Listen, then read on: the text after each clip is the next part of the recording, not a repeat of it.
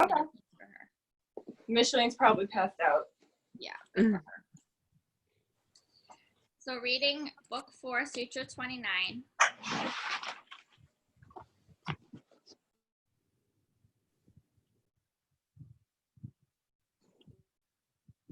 One who, due to his or her perfect discrimination, is totally disinterested, even in the highest rewards, remains in constant discriminative discernment, which is called Dharma Mega, cloud of Dharma, Samadhi. Note, this meeting of Dharma includes virtue, justice, law, duty, morality, religion, religious merit, and steadfast degree. Here, Pantanjali talks about a samadhi called Dharma Mega Samadhi, the cloud of Dharma Samadhi. Dharma Mega means that all the beautiful qualities are there. One gets into the state when even the desire to be high is gone. Why? Because who desires to get high? Is it the one who is already high? No. As long as the desire to get high is there, you are not high. And when you really get high, the desire fades away. You will have attained what is to be attained, and all the desires drop out of you. It is only then that you are totally liberated. Saint Thirumalai says, even with God, please be without desire. That means that desire itself is a bondage. Ultimately, even the desire to get God should go. Then only you will have God. When will that desire go? When you get God. It is a tricky thing. It's kind of a tricky thing. The fulfillment of this desire becomes desireless. The fulfillment of this desire and becoming desireless happen simultaneously. It's something like saying, I want to sleep, I want to sleep. At one point, you fall asleep. Only when I want to sleep goes, you are asleep. So this Dharma Mega Samadhi cannot be attained by your effort. Although you put all your efforts up to a certain point, when you really reach that place, even when the effort goes away and it becomes effortless, at that point, further effort would keep you down. Until we reach this stage, there is no harm in having certain good wants to help us stay away from the so-called undesirable ones. Then when you are able to eliminate the undesirable ones, it is easy to eliminate the good ones also. It's exactly like the example of using soap to clean a cloth. Imagine you have a pure, clean white cloth and then somehow it becomes dirty. You want the cloth to stay away from wanting the dirt. What do? You want a piece of soap. What is soap? Another piece of dirt. Is it not? Maybe it's good looking and good smelling and you have to pay for it, but it's still dirt. Once you get the soap, what do? You bring the paid for dirt and allow it to chum up with the unpaid for dirt. At the proper time, when you know positively that all the unwanted dirt is really playing with the newcomer dirt, you just rinse the cloth in the clean water and take it out. What happens? Both kinds of dirt are washed away.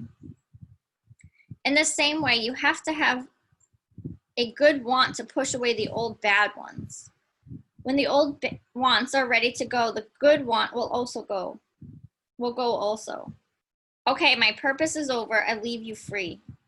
If, instead, you are pushing an undesirable want away with the help of another undesirable want, it may help you in ridding you of the first one, but the second will remain with you.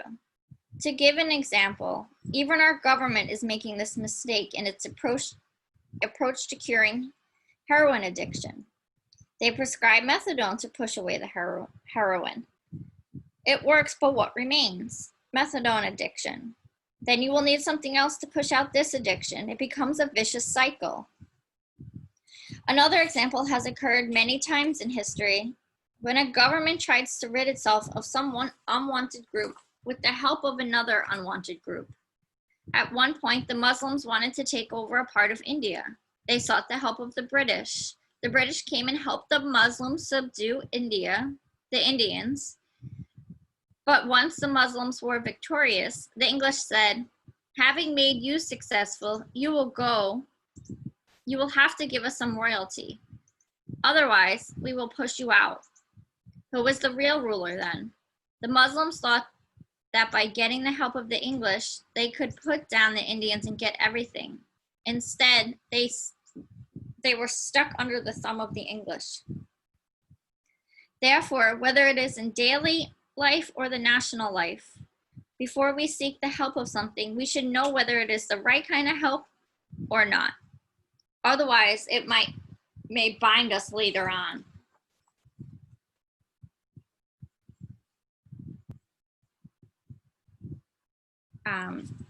Isa, I should have asked you, I muted you guys while I was reading, but I should have asked you if you have a copy of this. I could text it to you if you want to read it on your own or read along. Yeah, no, I don't have a copy. Okay. If you want me to text it to you, I can. Okay, yeah, that would be perfect. The Carrera one is also long, and I didn't read it to see if it matched what but it looks different. Yeah, go for it. Okay. And then I'll read Ganeswara. Okay. Isa, do you want to put your cell number in the chat if you're okay with that, and I'll text it to you now, Sure, I'll do that.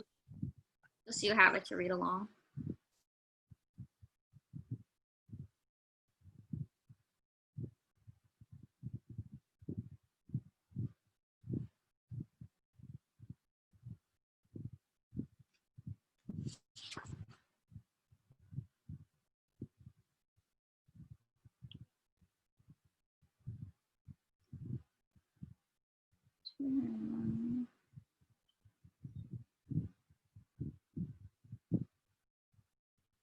Okay, I just sent it.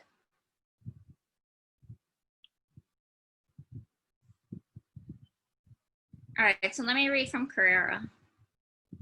We have already covered a number of different categories of samadhi. Dharma Mega Samadhi is not necessarily a separate type. It is more or less a synonym for Asamprajata Samadhi, but is also a slow motion, freeze frame view of the maturation of Asamprajata Samadhi in full self-realization. Before examining Dharma Mega Samadhi further, let's review the conditions that precede it. Nirodha has been developed to the point where lower levels of samadhi have been experienced, leaving the yogi to the source of individual perception. The yogi loses interest in a search for or attachment to any and all rewards, spiritual as well as worldly. This represents Parum Vyar, oh, why can't my brain say this word? Vyargra. The supreme state of the non-attachment discussed in Sutra 1.16. Viveka, the discriminative faculty, has reached its highest expression, the unwavering awareness of the distinction between that which changes, prakriti, and that which is changeless, purusha. The functioning of the gunas has reached its most refined level. Purified sattva has led to the omniscience. Purified rajas has led to unattached activity, and tamas, cleansed of excessive heaviness, leads to a stable body capable of perfectly relaxed stillness that does not unduly impose its presence on the contemplative mind. The pull of the absolute that began with discerning the distinction between the mind and the self is now practically irresistible. The mind, purified of ignorance, virtually flies toward union with the absolute as an iron bar, free of thick, unencrusted rust and mud, is inextricably drawn by the force of a powerful magnet. This brings us to defining Dharma Mega Samadhi. The first challenge we face in examining this state is in translating the word Dharma. It is a term brimming with important meanings, most of which fall in one of two categories: virtue, law, duty, goal of life, and righteousness. Second category, form, characteristic, or function. Regardless of which definition of Dharma is used, Dharma Mega Samadhi is the stage before Nirbija Samadhi, the highest enlightenment, self-realization. Dharma Mega Samadhi with Dharma as virtue. Viewing Dharma as virtue suggests that Dharma Mega Samadhi eradicates any last vestiges of ignorance, the confusion between seer and the seen. The elimination of ignorance is the highest virtue, since it brings negative behavior to an end. In addition, those individuals who experience the pull of the Absolute, the ever-present assistant of the divine, would experience all the virtues being rained down on them from above. Dharma Mega Samadhi with Dharma as form. Considering Dharma as form and then combining it with the word Mega gives a different slant on this samadhi. Mega, cloud, is traditionally used to refer to a state of consciousness free from any forms, characteristics, or functions.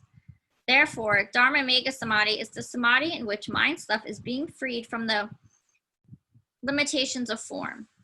It is the condition in which the actions of the gunas are experienced as immaterial to pure consciousness, leaving the mind completely free from the bonds of Prakriti. This understanding of Dharma Mega Samadhi is supported by Sutra 434, which describes the gunas as terminating their sequence of transformation for the practitioner and reabsorbing themselves into Prakriti. This state is referred to as the supreme state of independence. When we examine both renderings of Dharma, we will find that they offer equally valid glimpses into the moments before complete liberation. Here's why. Prior to Dharma Mega, our experience and understanding of life in the universe could be expressed as an equation. Me plus all beings and objects equals life in the universe. Me represents the false notion of self held in place by ignorance, which also obstructs the inflow of virtue. All other beings and objects represent Prakriti, with all its names, forms, and functions. What happens in Dharma Mega Samadhi is our experience of life and universe changes because we experience the other two parts of the equation, me and all the other beings and objects, dissolving into oneness. Furthermore, the outcome is the same regardless of which interpretation is used. There is a permanent shift in identity from one based on the activities and structures of the mind stuff to the pure unchanging awareness that is the Purusha. The miracle of Raja Yoga is that the preparation for this state consisted not of heroic efforts at self-denial or torturing of the body and mind, but of simple, powerful practices. So, Amanda, you can read from your version if she's there. What sutra is this? 429. 429. Okay. This is a great sutra. Yeah. I feel like this is one Jackie's been bringing up, questioning. Yeah. We'll have to send her the recording. That's right. Letting go of omniscience brings the highest. When there is no longer any interest, even in omniscience, there comes the samadhi that, and Isa, samadhi means like total full absorption. That brings an abundance of virtues like a rain cloud brings rain, which is called Dharma Mega Samadhi. After that Dharma Mega Samadhi, the colorings of the kleshas and the karmas are removed. The uncoloring of thoughts was described earlier in chapter 4, as well as other places throughout the Yoga Sutras. Now, finally, this core principle and practice of yoga, that uncoloring a klishta, the colored klishta thought patterns, comes to an end. When there's no longer any interest, there finally comes a point where discrimination has so thoroughly set aside all which is not self, that even the interest in omniscience is seen as only relatively real and not worthy of pursuit. Then comes the highest virtues. From that non-attachment to omniscience, there comes the samadhi that brings an abundance of virtues like a rain cloud brings rain. The self may have been glimpsed before, but the colorings of the deep impressions were still there. Now even those have been transcended. That's all it says.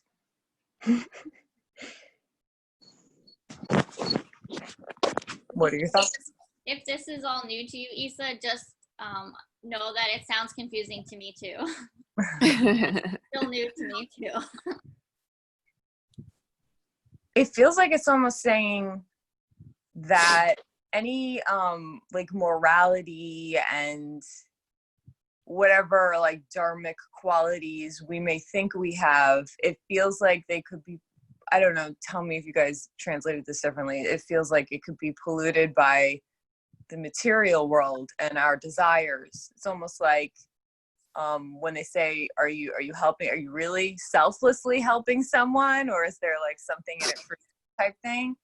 And when you let go of that self altogether, suddenly it's like all the virtues you've been working so hard to embody just rain down on you, that it's like you don't have to try to be good. You don't have to try to do the right thing when there's no attachment to, I guess, the preservation of like the ego sense of like me versus others.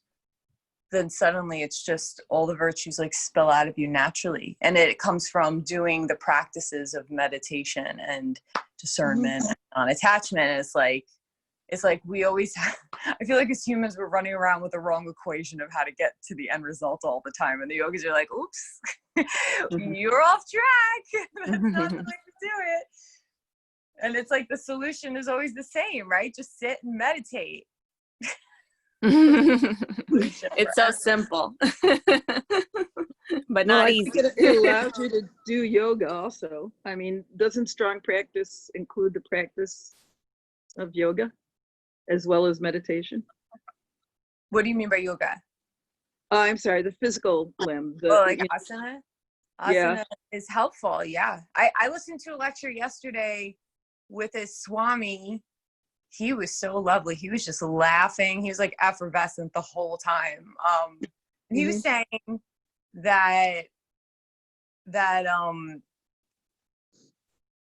what you're saying, like we're meant to, everything is like asana means easeful seat. So Right.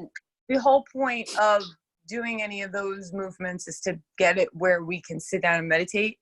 But what he was saying was like, you have all these parts of the system, and like the question I was asking is what has become so wrong with yoga in the West?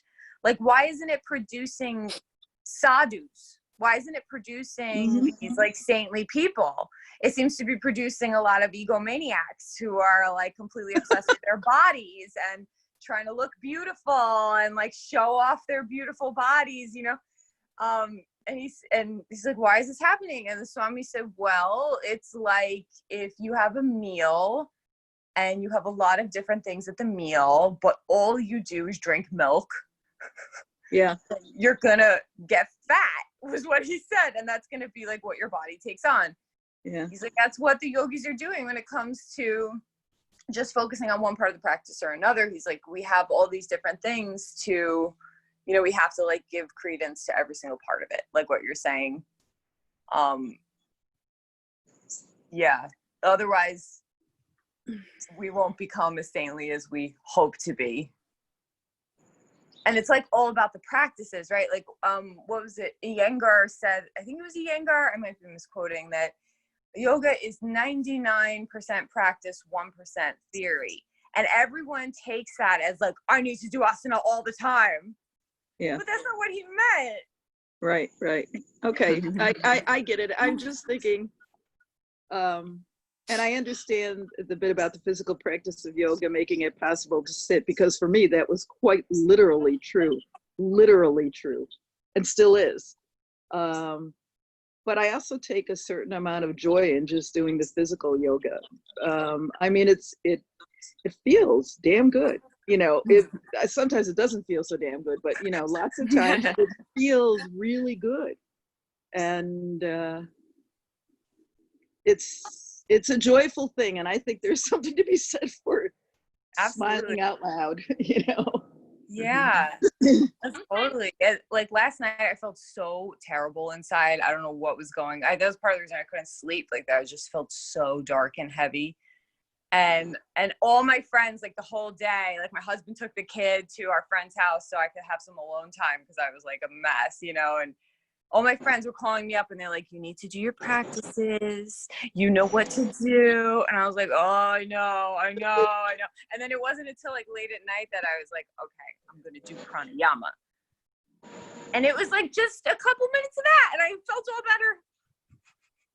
It like felt so good, you know?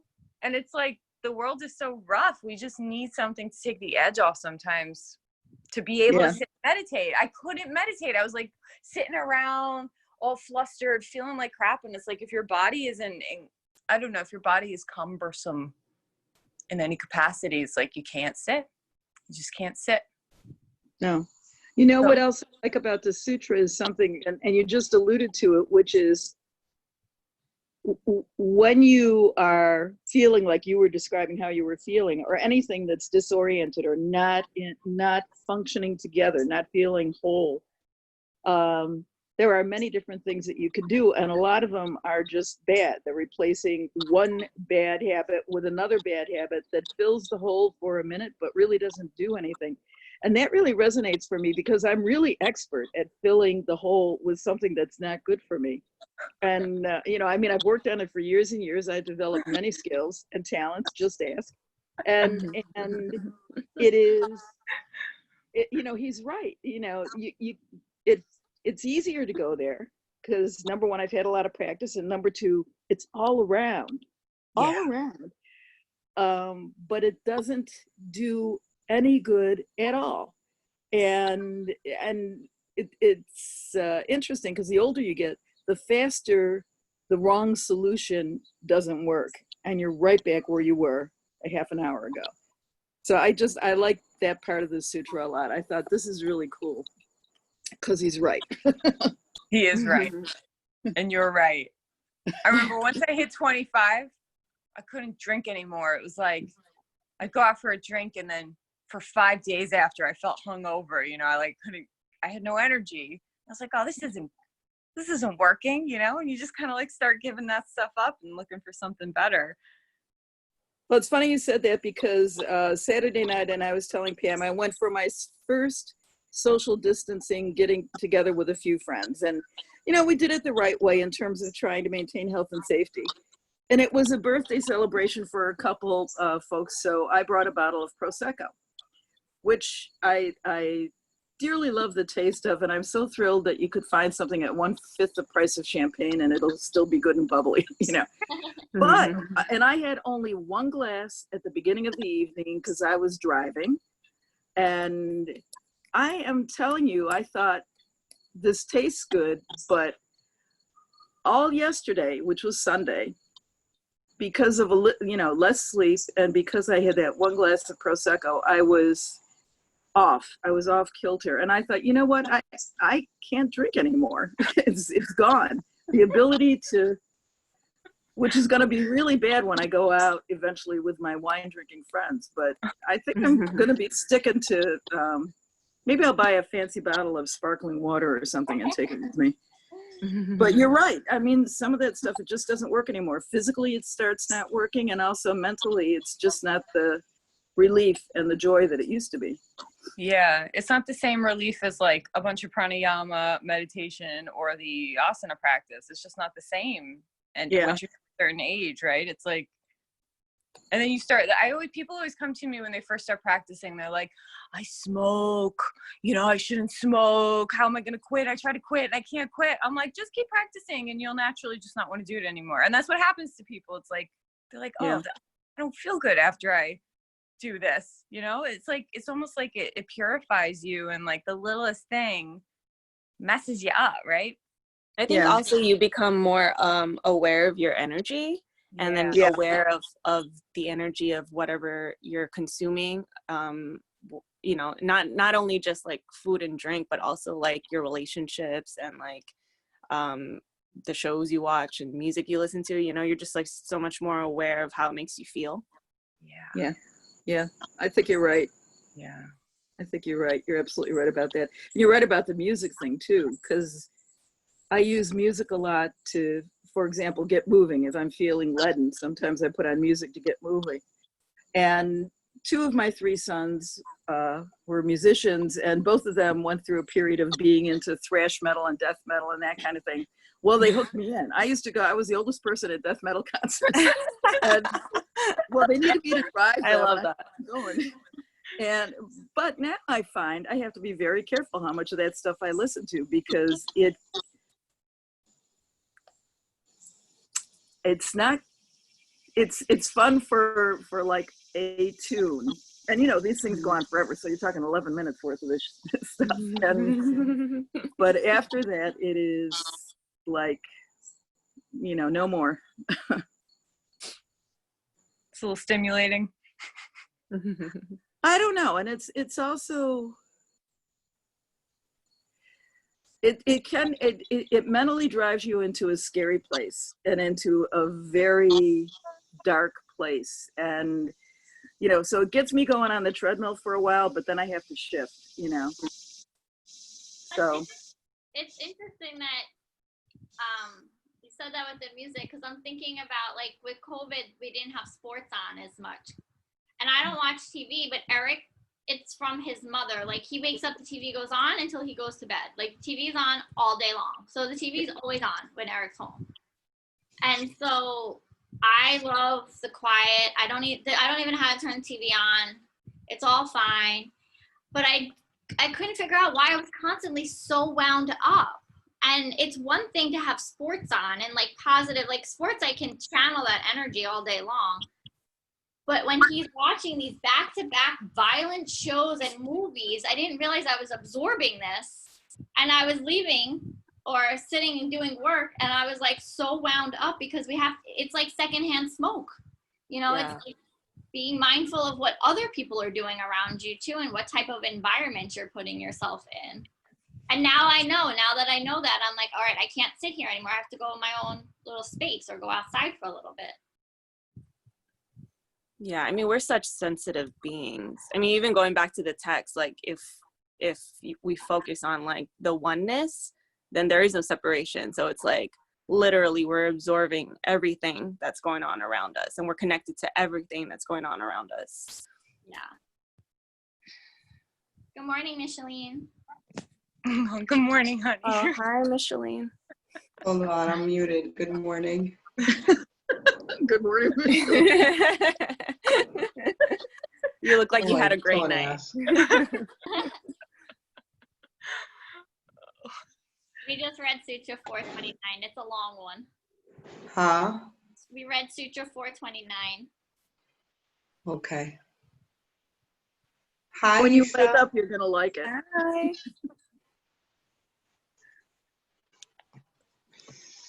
Well, what Pam is saying already spoke volumes to me, because that's part of the reason I've been so wiped out, I think.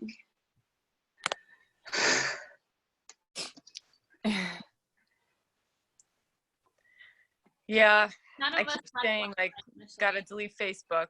Gotta delete Facebook. You know, I think you're right. I think you're right. I set that timer on my phone, and I don't let myself put the password in, and I have 15 minutes every day, and that's it. I've been doing that. I just do it in the morning and then the afternoon. But everything I post, all these people are freaking out on my page. I get into these insane debates, and I'm just like, what the hell is going on?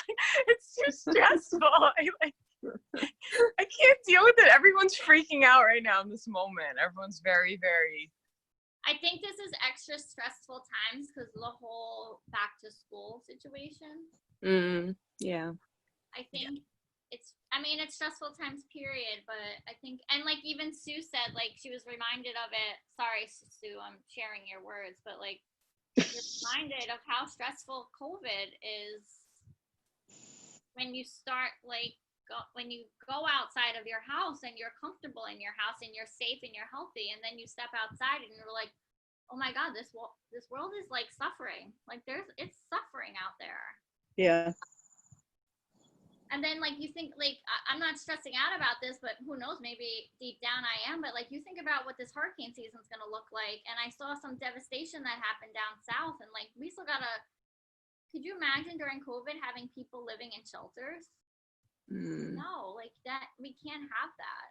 Especially like it's nice up here, like we forget that how bad it was, like we forget real fast like how bad it was, but it is that bad everywhere else in this country. Like New York was bad at the beginning, and now we're good. Like it's so easy for us to forget. No, it's pretty bad out there still. I love the signs when you're driving somewhere. You're like, COVID is still a risk, and you're like, oh yeah, it is. I know, we forget so easy. Well, like I do. Like I know it's out there, but until it's, and this happens. This is like this, but this isn't just COVID. Like this is life. Like we forget how like where that momentum of like that whole like movement is already feel like it died down with like the human rights, and I'm like, no, I'm like ready. I'm like, not, where is everybody? Like, we adjust. yeah. It's like a survival mechanism. It's like in order to keep going, we'll forget and like, you know, get used to it, or like just pretend like it never happened. It's a wild thing. Yeah. It's kind of in the subconscious mind of everybody though. Don't you feel that? Like I was saying to Mark yesterday, like everything's like, I'm okay. The studio's okay. The people I love are okay. Everything's okay. But I feel like everything's not okay. It's like, it's like this underlying feeling of like, everything's not okay. Yes. It's not though. I mean, I think the rest of 20 and this winter and fall, it's just like be prepared for awful. Like find all your vices now and build those good vices to get you through those hard times. And maybe it's better if I'm wrong, but like it's gonna be real hard living through this and when it's dark at 9 a.m. in the morning and 4 p.m. at night, and it's just gonna be like we didn't go through a winter of this isolation. Yeah, and it's not like, you know, we all isolated at the same time, so it's going to swing back. Yeah, we'll see what happens. I'm canning food. Yeah, I mean there's so many like it just feels so ungrounded in the world and like unsettled, and there's so many changes happening all at the same time, and it feels like it's never ending.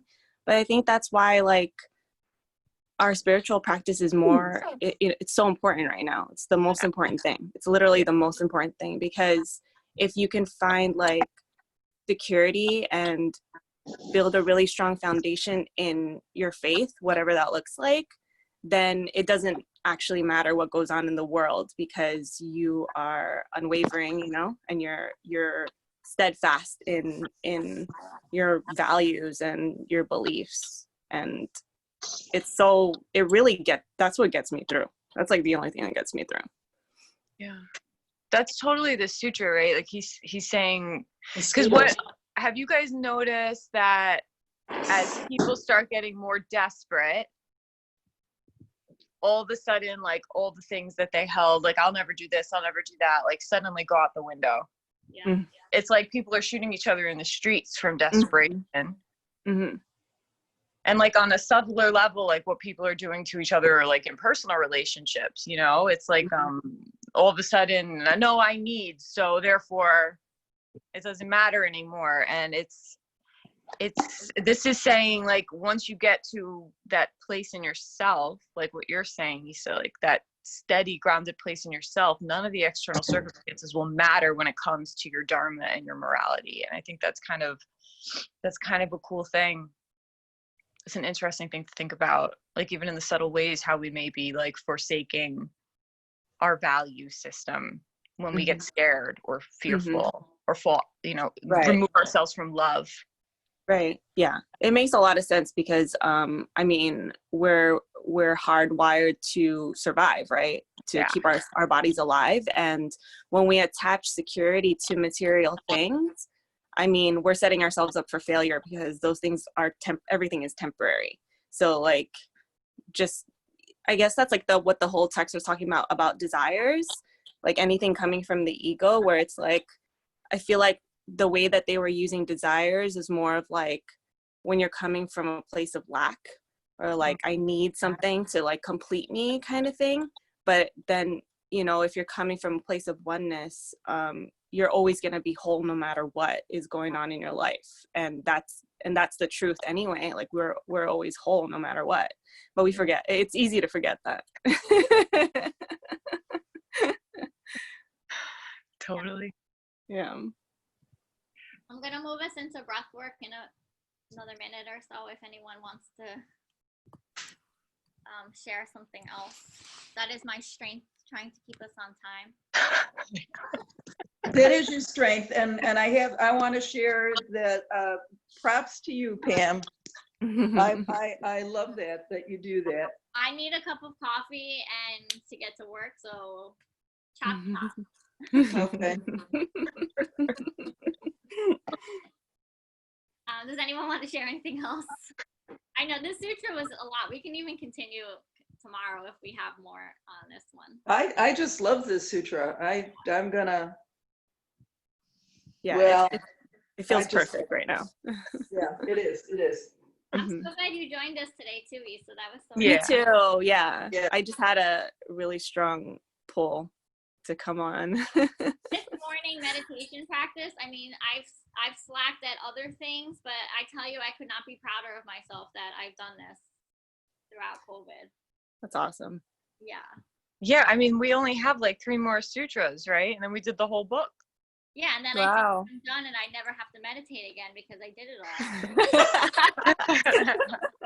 There you go. Who knew? This is great. That's what we feel like is like as a human, we're like, oh, we're done. We don't need anymore. Yeah, that's so Like, true. It's been like a few months. It's been nothing. Like you think about how long COVID is, it feels like forever. But then you think about how long you're meditating for and it's nothing. I know. Lifetime. And like it's just perspective. Yeah. It's all perspective. Okay, so we'll do a few rounds of alternate nostril breathing. So finding a straight, strong spine. Just taking 3 breaths in through the nose and out through the nose, starting to relax the face, scanning the body, noticing any tension, just letting it go. Start to lengthen the breath in, deepen the breath out. Your left palm will stay in your lap. You'll bring your right hand to your nose. Your right thumb will close your right nostril, and your right ring finger will close your left nostril. Option to fold the pointer and middle into the palm or place on your third eye. Now close your right nostril with your thumb. Inhale through your left.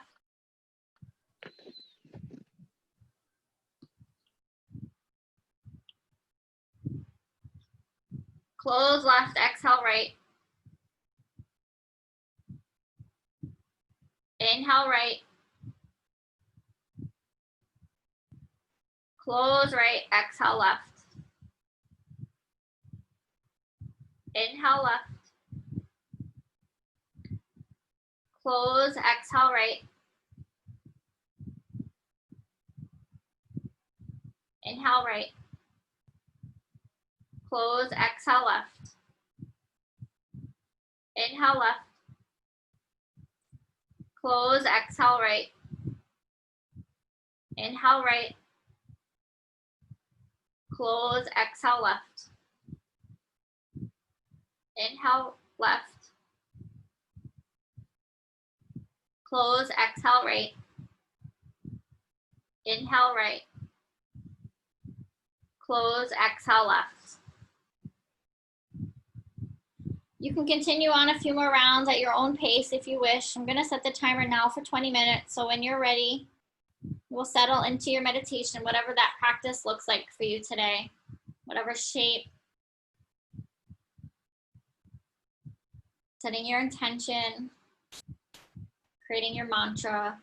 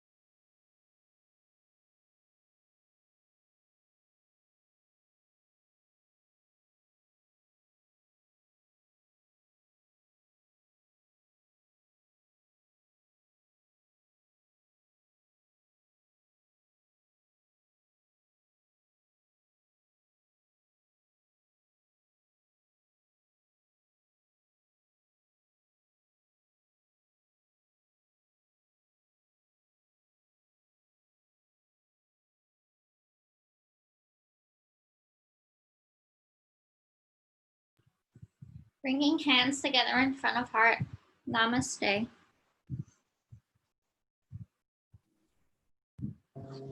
Namaste. Namaste. Thank you, ladies. Namaste. Thank you. Thank you. Thank you. Thank you. Beautiful day. Have a good day. day. Good day, everyone. Bye. I'm gonna go wake up now.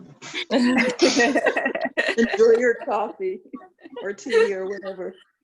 Bye. Bye.